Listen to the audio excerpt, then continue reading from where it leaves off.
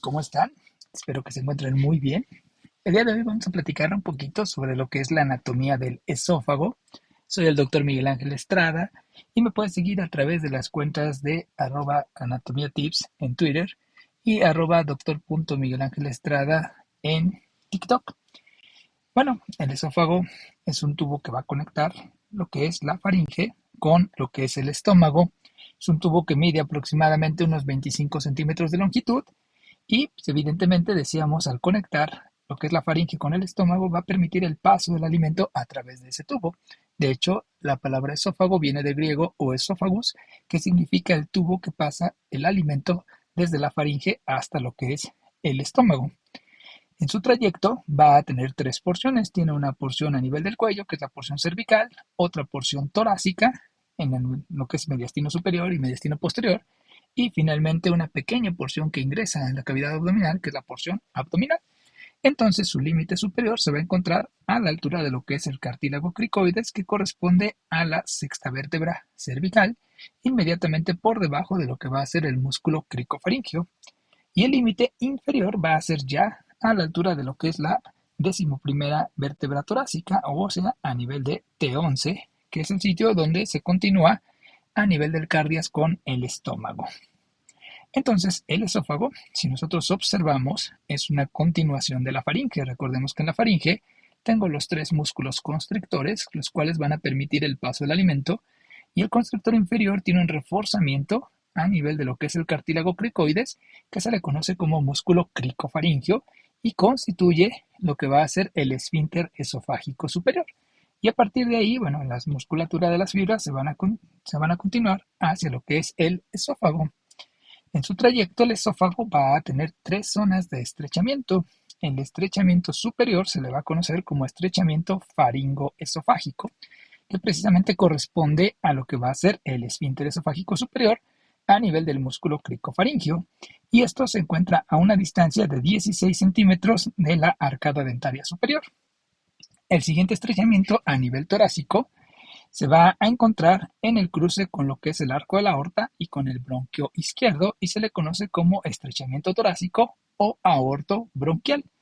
Hay quienes dicen que son dos estrechamientos, uno aórtico, otro bronquial, pero bueno, lo vamos a manejar como el estrechamiento torácico, que se encuentra a los 23 centímetros de la arcada dentaria superior. Y a nivel de donde rebasa el diafragma, se va a encontrar otro que va a ser el estrechamiento diafragmático. Recordemos que el diafragma tiene una abertura, que es el hiato esofágico, formado por el pilar derecho, por donde va a estar pasando el esófago. Entonces, en este sitio también se considera un estrechamiento y corresponde a una altura aproximada de 38 centímetros, desde lo que es la arcada dentaria hasta lo que es este estrechamiento, con un promedio de 36 a 38 centímetros en la mujer y 38 a 40 en el hombre. Entonces, el esófago va a tener cuatro capas. La capa más externa, que muchos consideran no es una capa real, a nivel torácico y a nivel cervical, es una adventicia, pero a nivel abdominal sí está muy marcada y es una serosa. Entonces, la primera capa sería la adventicia en la porción cervical y torácica y la serosa en la porción abdominal. La siguiente capa es una capa muscular. Las fibras de músculo que tiene el esófago, ya habíamos mencionado, van a ser de músculo estriado en el tercio superior, pero conforme va a ir descendiendo, estas van a ir cambiando por lo que ya es músculo liso propio de lo que es el tubo digestivo. Se van a organizar en unas fibras que van a correr en sentido longitudinal por la parte externa y otras fibras que corren en sentido circular por la parte interna. Entonces tiene dos capas, una longitudinal externa y otra circular interna. En la parte superior se va a observar una abertura en la distribución de las fibras que va a dejar una zona de debilidad, y esta zona se le conoce como la B de Leimer. Y en este sitio se puede hacer una propulsión de lo que son las capas y formar una bolsa diverticular conocida como el divertículo de Zenker, ¿sí? Y bueno, esta capa muscular se adhiere ampliamente también a lo que son las fibras musculares de la tráquea a través de lo que van a ser las membranas fibroelásticas con fibras musculares que lo van adhiriendo. Recordemos que esta capa muscular va a estar inervada por el plexo mientérico, antes conocido como plexo mentérico de Auerbach. La siguiente capa es una capa submucosa, que es una capa muy resistente de fibras de colágena y que va a tener también en su interior glándulas esofágicas que van a producir moco para lubricar y proteger la mucosa de este órgano, para que así los alimentos, cuando vayan pasando por ahí, no generen gran corrosión y de esa manera se eviten erosiones. Esta capa submucosa tiene su plexo, conocido como plexo submucoso, antes llamado de Meissner. Y bueno, la mucosa va a estar conformada primero por lo que va a ser el epitelio estratificado hasta llegar a la unión con el estómago. Entonces tiene un epitelio estratificado. Y bueno, este epitelio no es capaz de soportar la acidez que puede tener el reflujo. Por eso aquí hay una zona de transición conocida como la línea Z, en donde cambia el epitelio a un epitelio cilíndrico. Sin embargo, sabemos que en algunos casos de reflujo, este epitelio puede migrar generando una metaplasia conocida como metaplasia de Barrett. Entonces, el esófago va a tener varias relaciones. A nivel de lo que es el cuello, se va a relacionar por delante con lo que es la tráquea, con la cual tiene adherencia a través de las fibras membranosas musculares.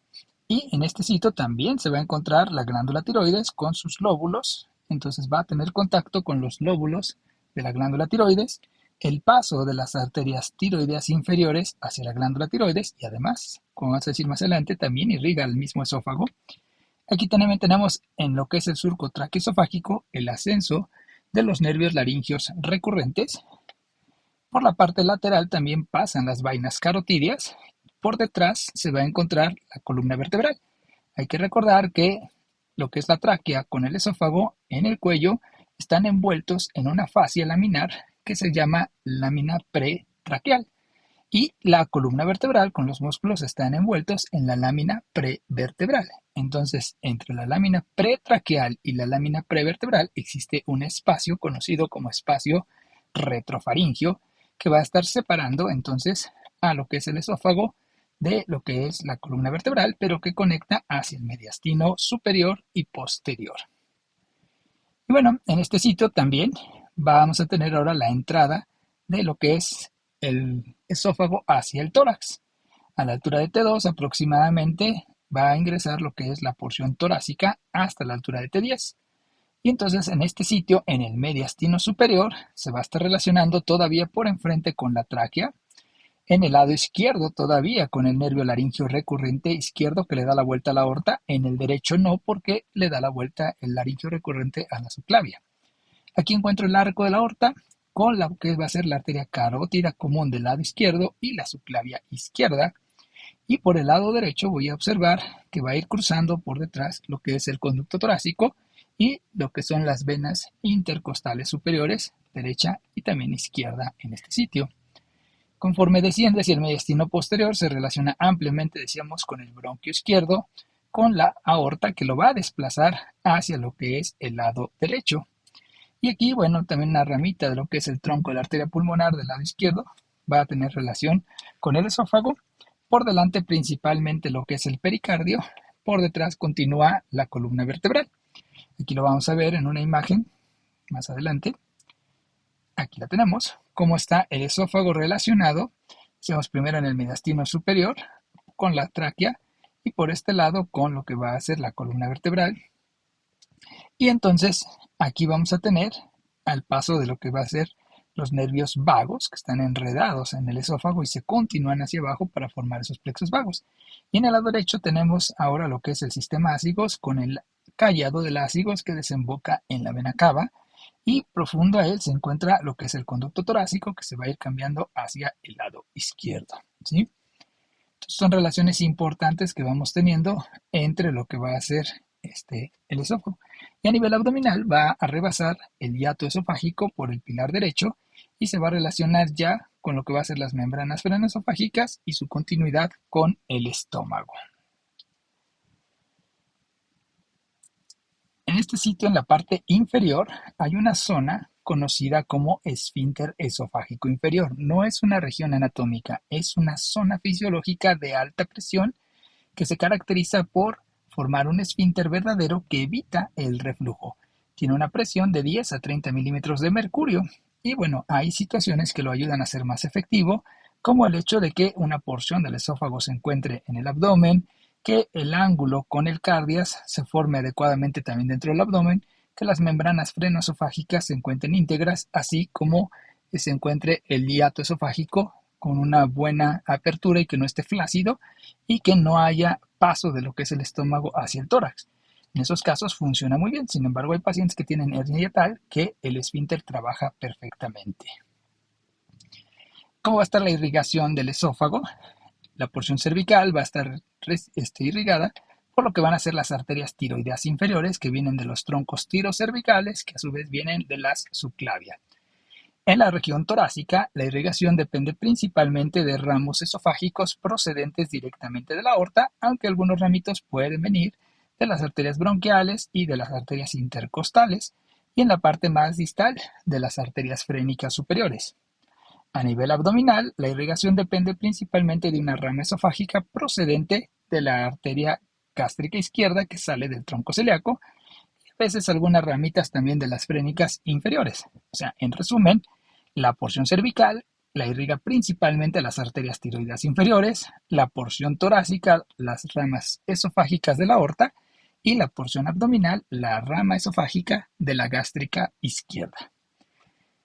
El drenaje venoso va a depender también de sus regiones. A nivel cervical, viene por las venas tiroideas inferiores que van a drenar hacia lo que son las venas brachiocefálicas.